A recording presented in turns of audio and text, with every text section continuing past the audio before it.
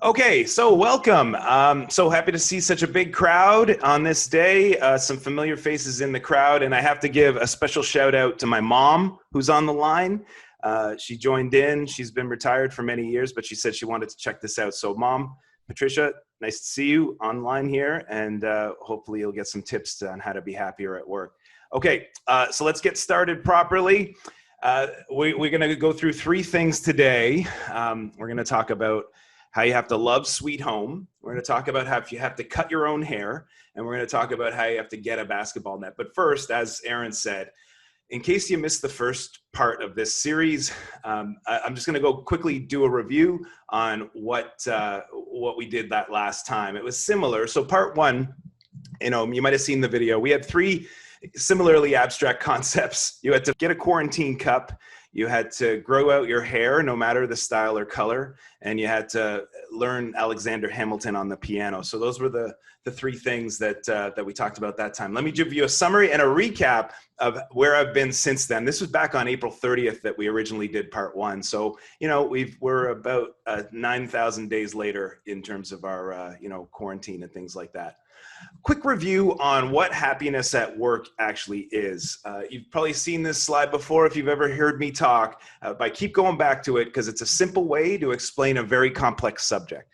So we have our cognitive measurement, which is satisfaction. We have our affect measurement, which is engagement, and we have our shared measurement, which is morale. And those three things come together and they become happiness in the middle of these three circles. So when those three things overlap, that's where happiness comes into play. We have that affect measure, as I said, being engagement. That's the one that kind of really drives this. But the foundational measure is satisfaction.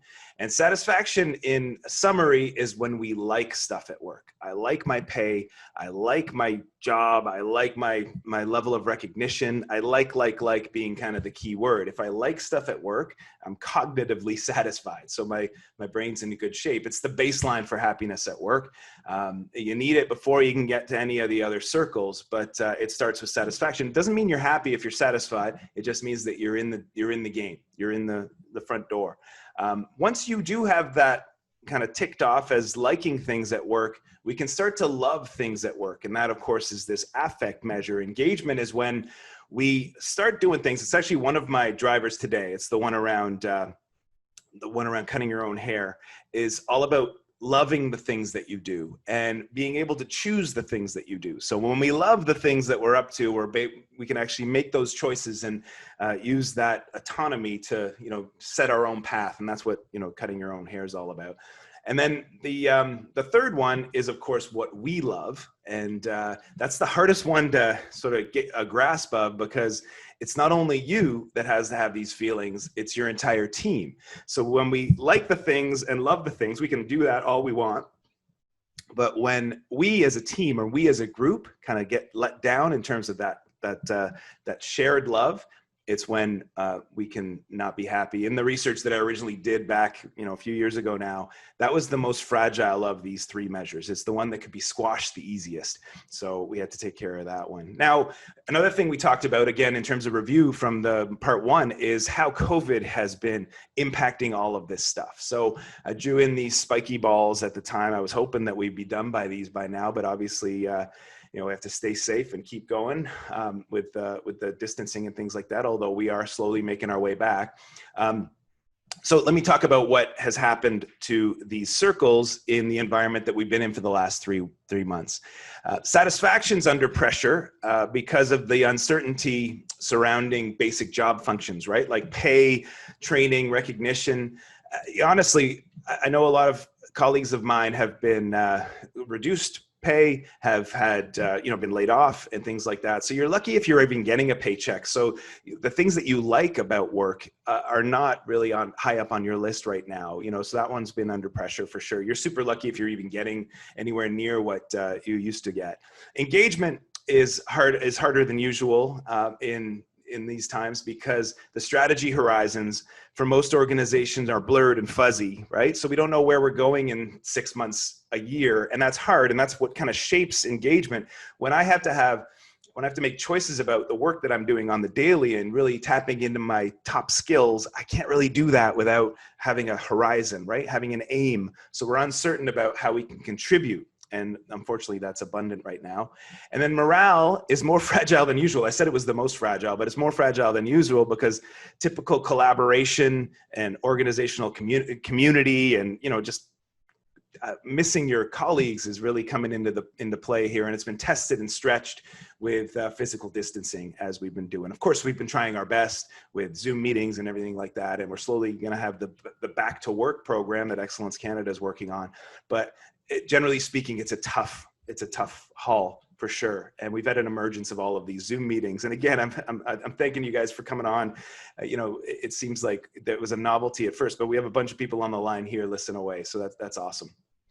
So this is basically what's happened over the last 3 months is that these COVID circles have pulled our happiness circles apart. And they are now kind of in isolation. And I said the only time you can be happy is when they're crossed over, right? When these circles are crossed over. So that was kind of the big, the way we started module 1 or part 1 of this series. I want to get back in. So we had 3 abstract ideas that I tried to tie together, and I want to give you the update on those ones, right? We had the quarantine cup, you had to grow your hair out, and we had this idea of Alexander Hamilton on the piano. So let me give you a review of each of those. The quarantine cup was really all about reframed goals, reframed aims. So here's my son. We did this thing called the quarantine cup. My son's a rep hockey player, a really good hockey player, and his season was ripped out from under him like a lot of the kids, your kids on the line, where they were just finishing up in their hockey season and they never really got a chance to win. They were the number 2 team going into the playoffs and they never got a chance to win. So what I thought would be cool is if we set up this mini sticks championship in our basement. So in other words, happiness is not about getting what you want. It's about learning to enjoy what you get, right? So now this is what we get. We're stuck here. We set up this 7-game series of mini sticks in the basement. And, he has a broom there, for those of you who didn't notice that, because he swept me. I didn't think that playing my son in the basement would be so competitive, but he swept me 4 games to none. I didn't win a single game, but anyway, it was still fun to have. And I'm trying to reframe his goals, reframe his aim, reframe his achievement. And, we could do that at work too. And that's what the whole point was. At work, you need something like a cup that will tap into your skills and talents. Because in that engagement circle, you need to tap into your skills and talents. And that's what this is an attempt to do. So creating a quarantine cup was fun for us. And we definitely had some fun with it. Round 2 did happen. For those of you who are wondering, round 2 happened. And I'm going to say that I did not get swept. I still lost, but I did not get swept. I actually won 2 of the games. He beat me 4 games to 2 in the second round. So there we go. There's an update on that one. The second one we looked at was this whole idea of growing out your hair, no matter the style or color. So this is what the picture that I produced. Of course, I was trying to say that gray is okay.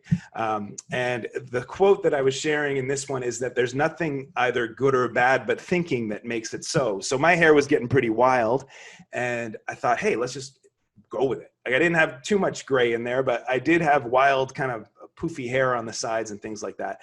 And I said, hey, let's go with this because we are the architects of our own reality. And that was what this was all about, is that if you just look at this as a positive and hey, it's our chance to grow out our hair, we're in good shape. So, people tend to focus on, in a work context, people tend to focus on and have meetings about problems and what's going wrong at work.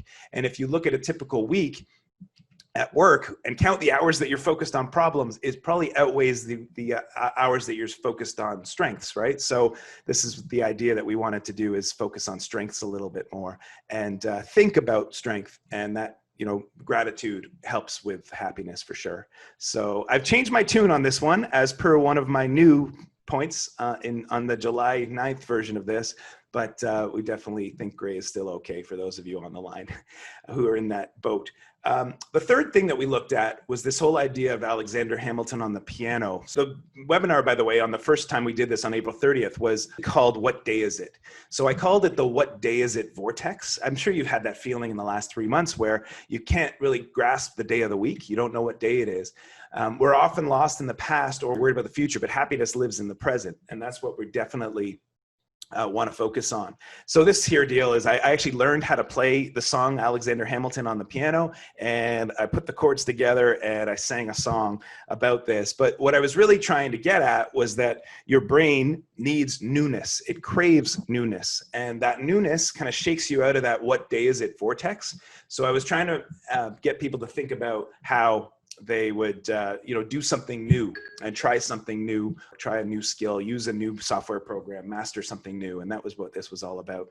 Now, Hamilton since then has been released on Disney Plus, and my daughter and I watched it. We had a chance to go see Hamilton in Toronto in February. We were lucky to have tickets to it, and it was an awesome show, and I do recommend watching it. And now you have a chance to do so on Disney Plus with the New York cast. So I'd highly recommend. All right, so that's basically what part one was all about. Aaron, there's the review. Excellent. Thanks, Adam. Let's get into the part two, like what you came to see today. All right, so let's get into this. Of course, I've got some fun stuff for you. And if you notice on the right-hand side, for those of you who know me and have watched sessions of mine before, you know that I typically have a song. Last time it was Alexander Hamilton. Well, this time I've done Sweet Home in My Pajamas. And I know not only did my usual thing where I kind of just record the song, I actually did a video, and that video is going to drop at the end of this module. So if you're even thinking about dropping out early, you are missing out on the international debut of our new music video called Sweet Home in My Pajamas. But before we get there, I want to get into sort of these three ideas. And I've actually dug through a lot of academic research for you. And believe it or not, I'm going to share 21 different academic studies with you today in rapid fire, obviously, because we're going to get through this quickly. But I found 21 academic studies that shows how loving Sweet Home makes sense, how you can cut your own hair, and how you should get a basketball net. All right, so let's get started with that. Starting with, you need to love Sweet Home. All right, so I love the Lynyrd Skynyrd song, Sweet Home Alabama, as I'm sure a lot of you do. You know, a fun song to listen to all the time. I've never been to Alabama, but I sing that song so aggressively sometimes. I remember back in my university days, we used to crank that song and just say, Sweet Home Alabama. And I've never been to Alabama. I don't even really think I'd ever want to go to Alabama, but I just love the song. And, my real home is, of course, Canada. And that's what the new song's about. Let me do a poll with you guys, see if you guys are awake. I'm going to fire up a poll right now, and the poll I'm going to do is about how much you guys are working from home. So get close to a keyboard and answer this question for me, please. How much did you work from home last year? I will end it now for the interest of time, and I will share the results. It looks like most people last year worked 1 to 20% of the time from home. All right, which makes sense. None of the time as big as the next highest. And, you've got all of the time is only 3%. All right, so that's interesting. I'm going to do another poll just to see the contrast. How much do you work from home now? Let me share these results. All of the time is now at 68%. 80 to 100% of the time is 18%. And 1 to 20, which used to be the most popular, is at 0%. And of course, we have none of the time. We switched that one. Someone went from, one person had all of the time before, and now we've got 3% of the people who have all of the time, none of the time now. So let me share, like I said, I'm going to share 21 little studies with you, or pieces of studies with you, to help illustrate the point of why this is good news and why we should embrace what we're looking at here in terms of the poll results. It's a really good news story for us. I've dug up a bunch of these. There's 3 things I'm going to do. Let me go back 1 second. I'm going to tell you, I just shared with you how many people on the line are working from home, but let me share with you what Stats Canada says about that. How many people are working from home? That's number 1. The second thing I'm going to do is StatsCan also did some really interesting research about what is our capacity for working from home. And this was a pre-COVID study. So it was a last year study that said, hey, if we really wanted to, how many people could work from home? And then the third thing is just, why is this good? And why should we embrace working from home? All right, so let's do that. The first one is how many people are working from home. You just saw the stats of the group in the, the people in this group, which is fine. But let me just zoom into a bunch of these pictures. Here's how many people are working from home now compared to pre-COVID as per Stats Can. So the interesting thing here is how many people working from home pre-COVID, and this, by the way, is 100%, that first stat, 100% of the time. 5.7% of Canadians in all job categories were working from home pre-COVID. 18.4% of Canadians are working from home 100% post-COVID. All right, so those stats were done in April compared to the ones pre-COVID was done in February. So we went from 5.7% to 18% of people working from home 100% of their time. I thought that was interesting, but there's very few people, even now, even on our line here, that actually were at 100%, going forward. So I sliced up the data. By the way, I looked at this data, and if any of you have ever gone through StatsCan's website, they have all sorts of interesting data on there, but it just sits in tables. So you got to slice it up and mess with it to make some sense of it. And I did exactly that. The second one is I took the people who work from home between 10 and 100% of the time. I thought that was a more interesting number. And that went from 21% pre-COVID to 49.3% post-COVID. So we're looking at a huge, more than doubled, in that amount of time. And we went from literally, so if we look at that pre-COVID number, some 5.7% to now something that, a bunch of us are working from home, at least half of us are working from home. So I wanted to see if there's any differences between the provinces. So that's what I dug into next. Let's have a look at that. I know there's people from all sorts of provinces on the line here today. Pre-COVID, the number one working from home between 10 and 100% was BC. BC was the highest. Ontario was second. BC, by the way, was at 26.6%. That's that green bar on the left. Ontario was at second at 24.2%. And then it went down from there. Saskatchewan was all the way, was the least amount of people working from home, and that was at 16%. So that's that last bar on the right. Post-COVID, Ontario shot to number one. Ontario is the one that's working from home the most, and that's 52.3%. And Newfoundland and Labrador is now the lowest at 44.8%. But even so, at 44.8%, we're talking, we're talking a huge amount of people are working from home for obvious reasons. So these are the stats on province, if you find yourself in there. And again, this is between 10 and 100%. So then I got more interested in this, and I kept diving into this. Those of you who have followed any of my training courses around getting curious about numbers, this is a definition of that. I was super curious, so I kept digging, and I found this. This is the numbers, and this is kind of explains why our poll that we just did was a little different than the Stats Can numbers, because I bet you a lot of you are in some of these positions. So let me just tell you what you're looking at here. This is the percentage of people who are working from home by industry. And we start at the top there with information and cultural industries at 90.3% right now are working from home in that category. Management jobs are also up at the top there, and it goes all the way down to the bottom where it's accommodations and food services. For obvious reasons, only 14.5% of those people are able to work from home in that regard. So you'll find yourself on there. Some of them are pretty obvious, but I thought that those ones at the top are super interesting because we've got that huge difference. So then I got curious again, and I showed one more, I dug into one more piece of this who's working from home research. And this one floored me, especially the one on the left.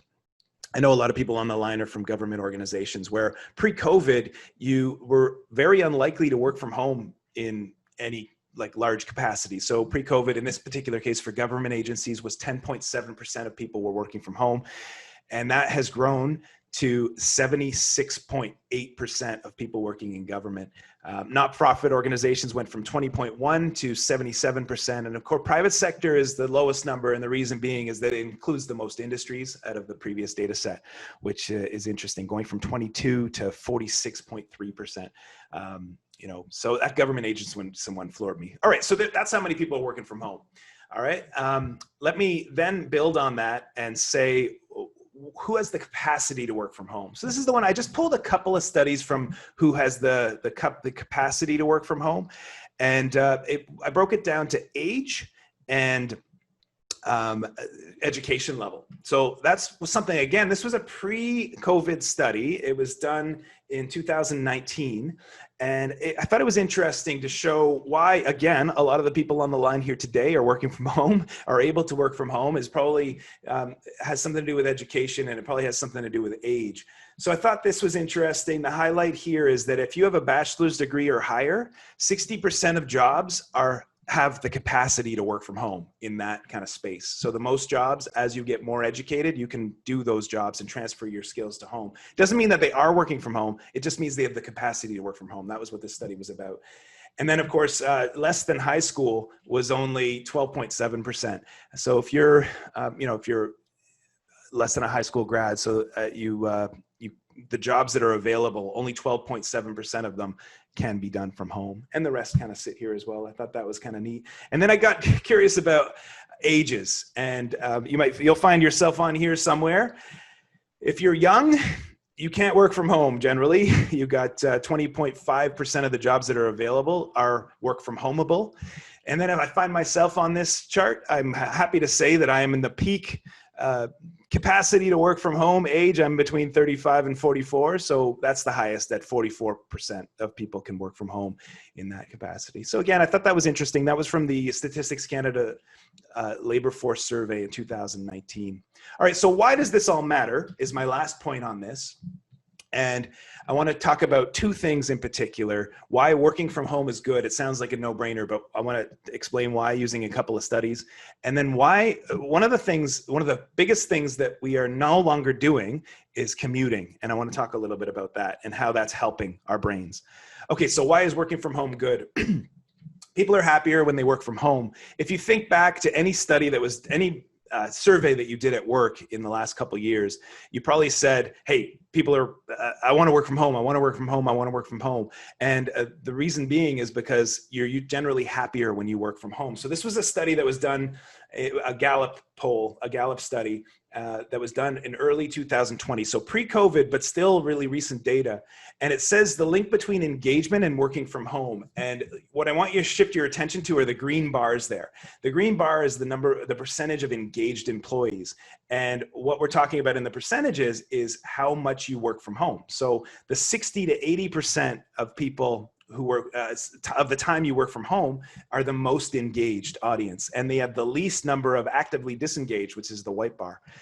And then what's interesting about this data set, though, is it kind of proves that working from home all of the time is not our goal. All right, we want to aim for 60 to 80. So as we kind of get back to work, and the program that Excellence Canada's whipping together is this idea of getting back to work.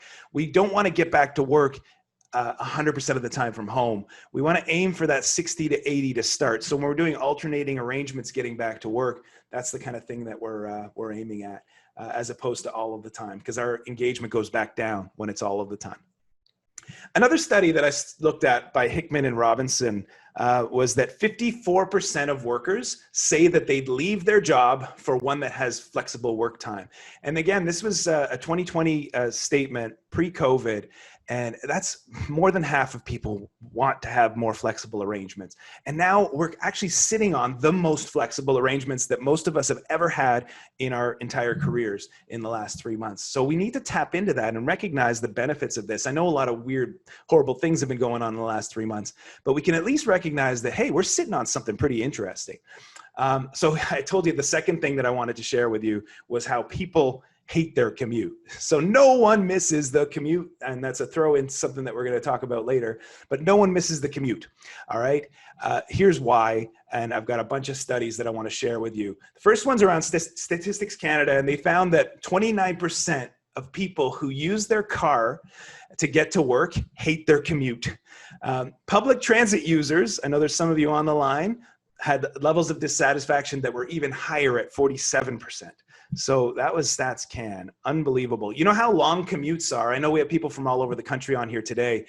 Toronto leads the pack, and that's the area that I live in, right? So I can relate to that. Toronto has the highest commute times, 34 minutes on average. It's much longer for me. I guess this is a lot of people have it a lot shorter than me. So when you average it out, it gets down to 34 minutes. Oshawa's the next highest, so in the GTA, Barrie's high. The three biggest cities in the country, Toronto, Montreal, and Vancouver, are all up there in the first category, and then it blends down. I put them all in here just in case you can see your own city as you go here. But on average, we have a 34.0-minute commute in the Toronto area where I live. Why is that bad? Because another study I pulled out says that the longer your commute time, the lower your life satisfaction. So these guys, Stretzer and Frey, put together this study. I thought it was really interesting that as your commute time gets longer, your life satisfaction goes down. And there's no doubt about it. As it goes from 10 to 20 to 30 to 60, your life satisfaction goes down. So I found some other statements that kind of relate to that as well. Every 10 extra minutes each way of our commute time reduces our job satisfaction by 0.008 points on a 7-point scale. And I thought this one blew me away. People feel more negative emotions during their morning commute than any other activity they engage in through the rest of the day. And that was a Kahneman and Kruger study in 2006. And then lastly, and this is one I threw in here only for the reason that it's from the school that I did my PhD at UE in Bristol, where my mom's actually from. They've said this: job satisfaction is 0.1 point higher on a 7-point scale when individuals work from home compared to commuting. So people are happier when they work from home, and no one misses the commute. So those are two things that we can embrace to really tie into this sweet home concept. Like, again, we've been going through all sorts of craziness in the last little bit, and we are looking to get back into work and get back into some sort of normal.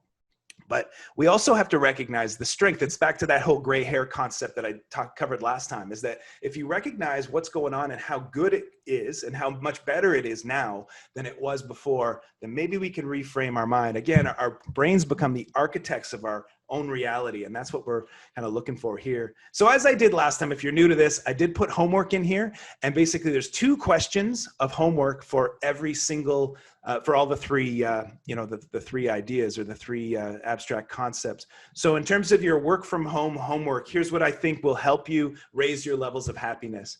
And here are the 2 questions. They're very simple, as they were last time. Your work from home homework is this. By the way, you will be getting a list, the main slides here, so that you have a lot of this stuff, so you don't need to do any screenshots or write this stuff down. You'll have it. But number 1, I'd like you to make a list of the things that you've been able to do while you were supposed to be commuting in the last 3 months. And I just want you to enjoy the length of that list. It's reframing our mind, giving our mind something to look at that's positive about the crazy situation that we've been in the last 3 months. So that's number 1.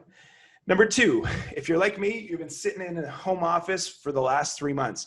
I want you to do this. I want you to commit to improving 2 things about your home office. Maybe a new setup, maybe a new piece of equipment. Last time I did a webinar, I didn't have my microphone, so I got a microphone. That was a new piece of equipment.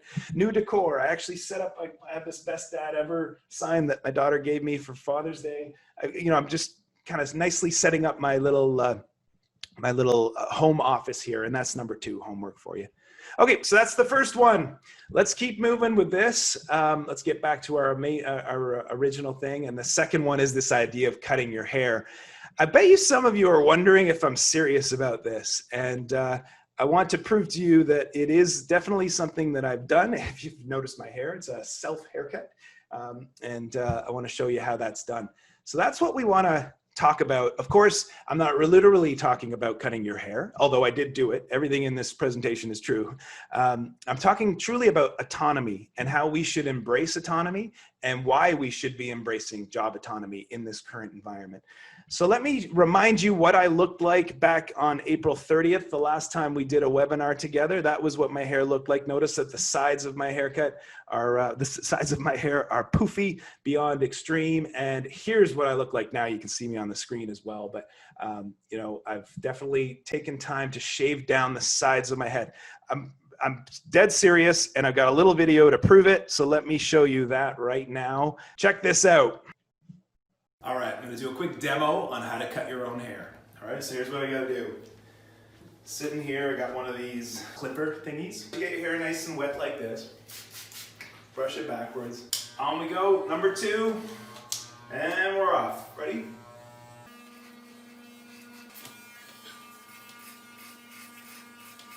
There we go. Just getting it down. Hair's coming off.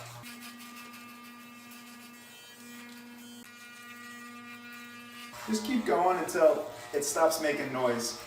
Then we're good to go. Turn it off. My hair's all wild now. Brush it out. Look at that.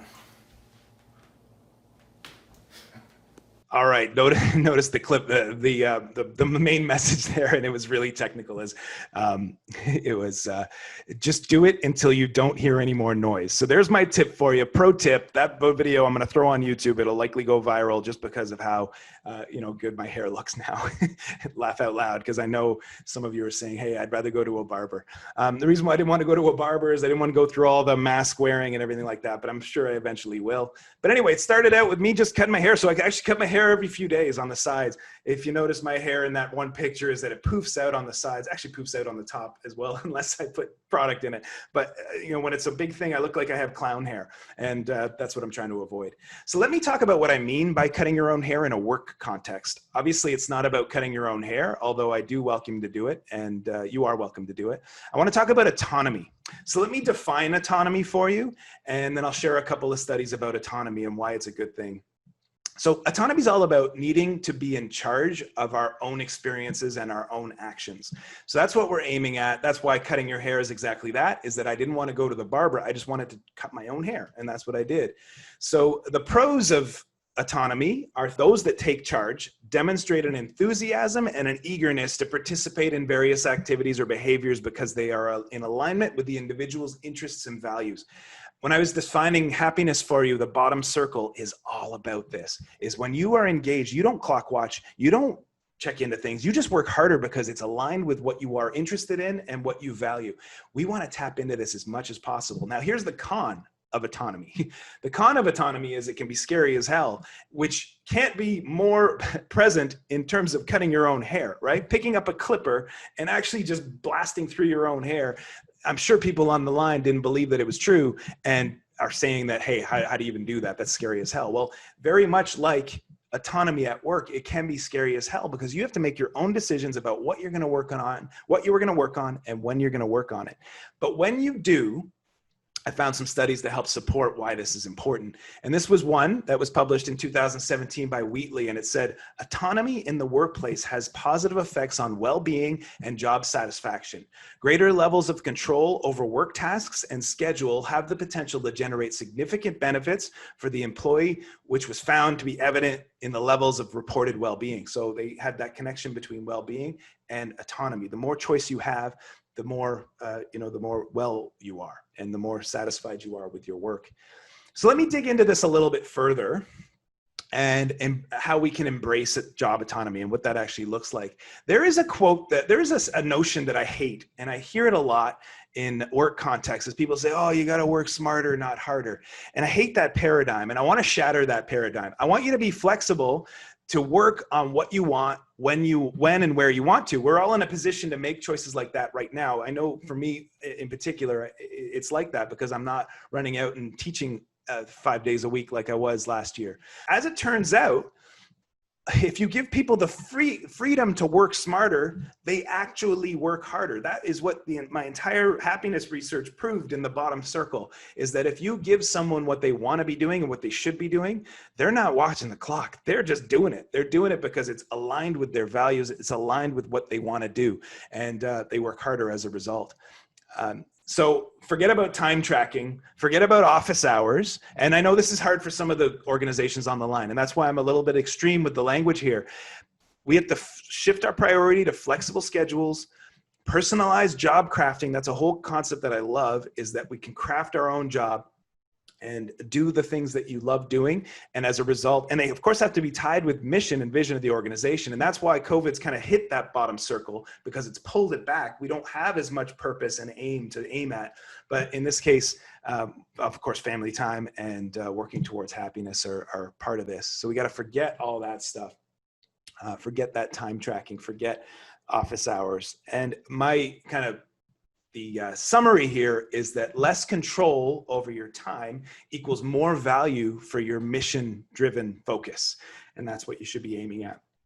And that's the kind of the notion of flexible work. We want to work when we want, where we want. So for me, and hopefully for some of you, maybe it's not a 9-to-5 schedule. Maybe it's a 10 to 6. Maybe, as I'm doing sometimes when I'm chipping away at these research studies, I'm working at 2 a.m, and that's okay because I like doing it. I like flipping around and I like working on it. So that's what I mean by needing to cut your own hair. I want to make a couple more points about the value of autonomy before I move on to the last one. And here it is. So I just found some job autonomy benefits. All right. So we have greater happiness, like we've said. Everybody feels like they're accountable for their work. Employees feel valued. You can feel motivated and learn a new skill, which is a great thing to squash that what day is it vortex, right? Which we were talking about before. You improve your work-life balance because you can make choices that allow you to maybe tap into some of your kids' needs as well, for those of you that have kids, and even just any family life, your dogs, your wife, your husband, whatever the case may be. So I got a couple more studies that I'll share with you, and then I'll share with you the homework. This is the first one here. Was published in Harvard Business Review in 2019, so last year, and it said that employees are 43% less likely to experience high levels of burnout when they have a choice in deciding what tasks to do, when to do them, and how much time to spend on them. Love that. I love that so much. We hear about burnout all the time, and if you give people choice, there's less likely to have that burnout, which is awesome. The last one here that I'll share with you is from the University of Birmingham in 2017, and it's just kind of a summary of what I've been saying. The positive effects associated with informal flexibility and working from home offer further support to suggest that schedule control is highly valued and important for employees to enjoy their work. Love it, love it. So that's why this is important. Let me give you a couple of homework questions that will be helpful for this. And it really depends on what kind of job you have, whether you have a team of people who are looking up to you, or whether you are part of a team and you're working on the front lines.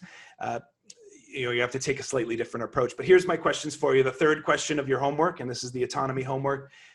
Try letting go of the nitty-gritty to focus more on leading. So if you are in charge of a team, that's written straight for you. If you're a part of a team, you should suggest that your bosses stop focusing on the nitty-gritty and focus more on leading. And that is just a notion that you need to really embrace. And then the last one, whether you're on a team or lead a team, same thing applies. Ask your employees/team what they think more often. What do you think you should do? How do you think you should be doing that? And just really embrace those ideas and maybe work on them together to make sure that they're best practices going forward. So there's your homework on that one.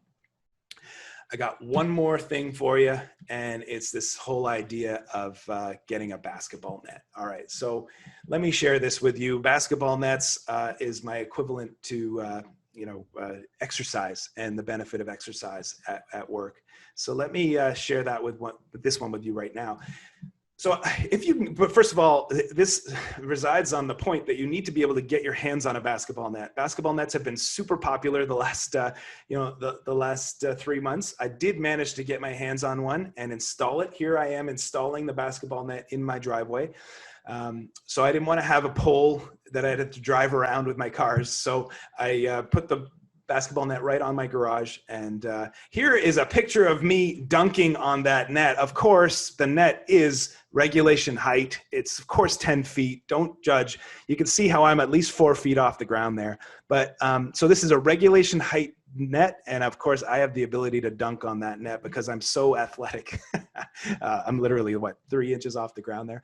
But anyway, we'll leave that for another day. Let me explain to you why you should move. Okay, I'm going to share a couple studies with you, but I have another video that will illustrate what I mean by this. Let me just switch to optimizing video mode. Here we go.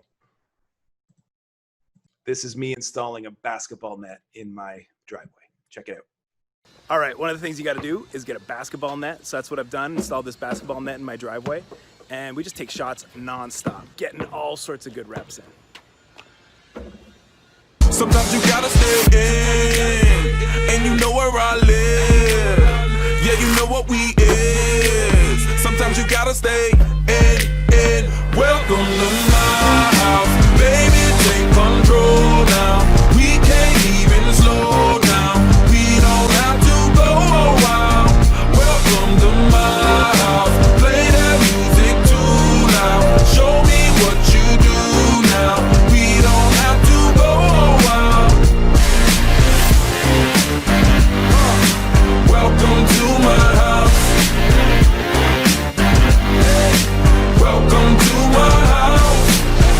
so there's evidence that I dunked on my 10-foot rim, okay? And clearly it's 10 feet. I don't care what any of you say.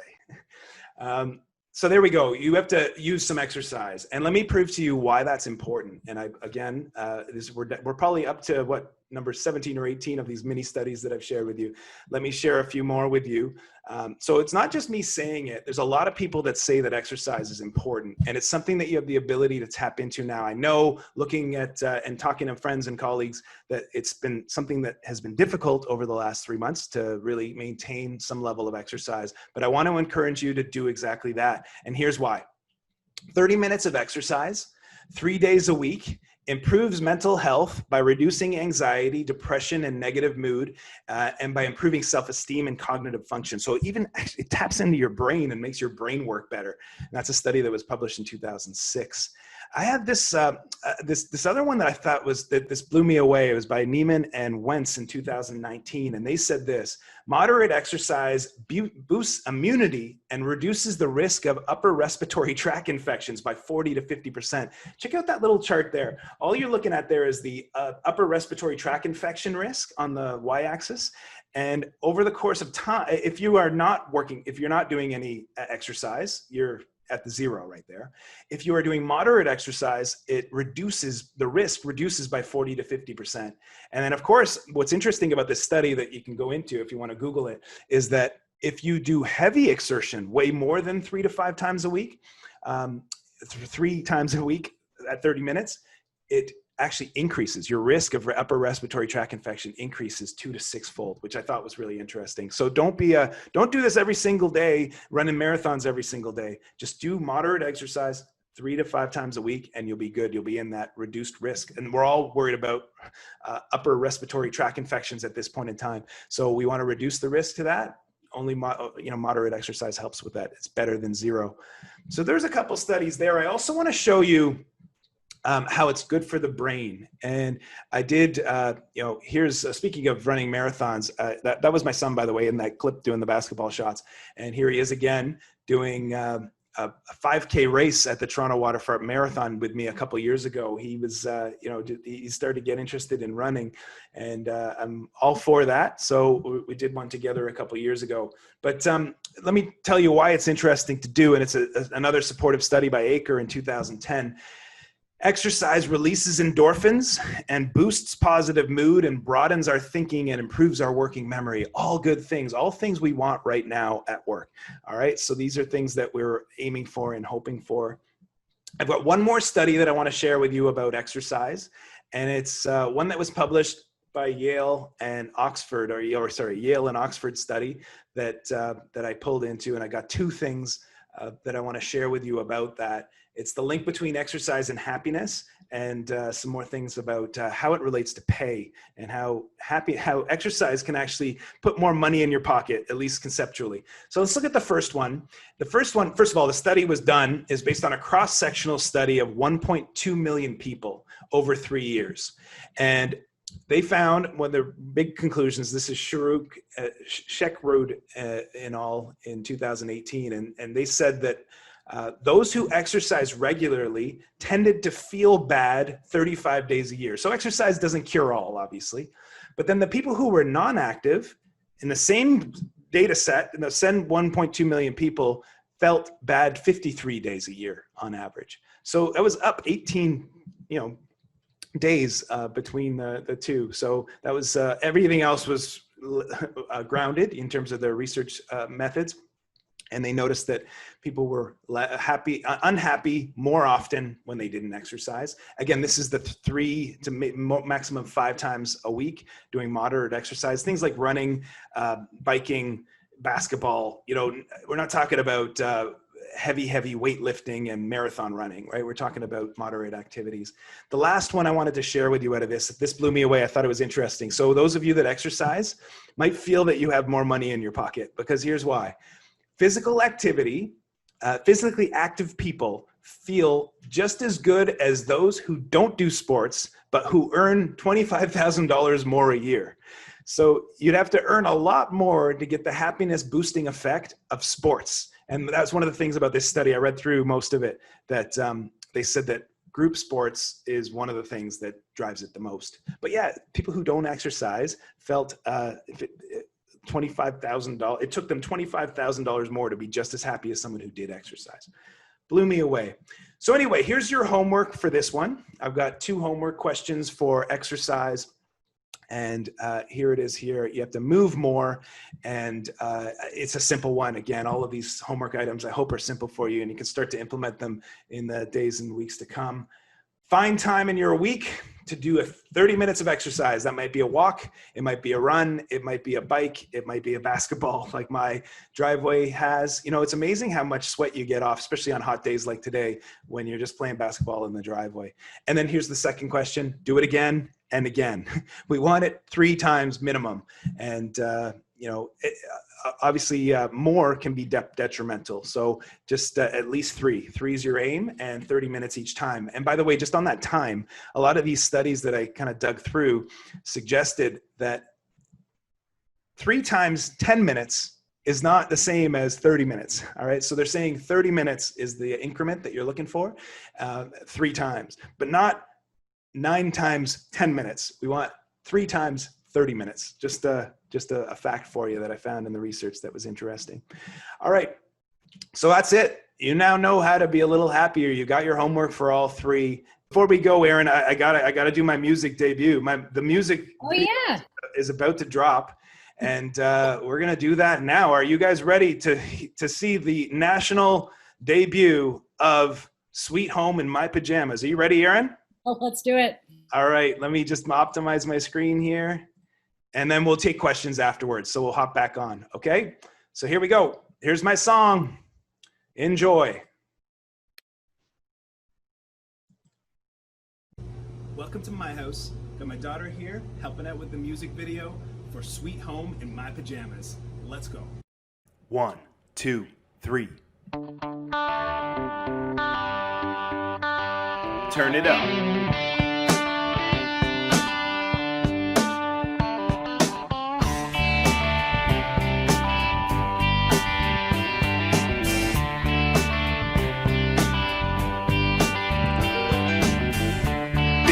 Changes we keep on earning.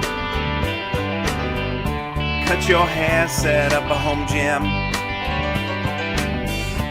Even though this was unplanned, I miss my work family, but once again we get the work in.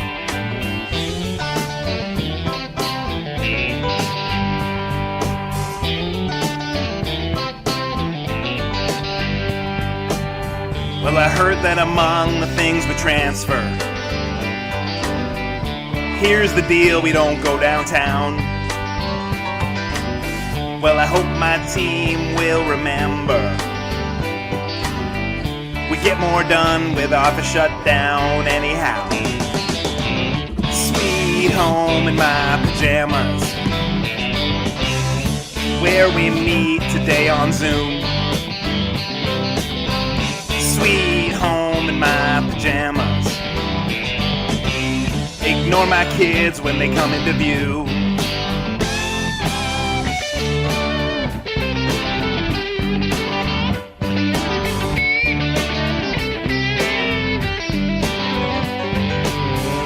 The work program is pretty simple. Ooh, ooh, ooh, just do the best that you can do. Now I isolate and don't let it bother me. No one misses the commute, tell the truth. Sweet home in my pajamas, where we meet today on Zoom. Sweet home in my pajamas, until we're back in the boardroom.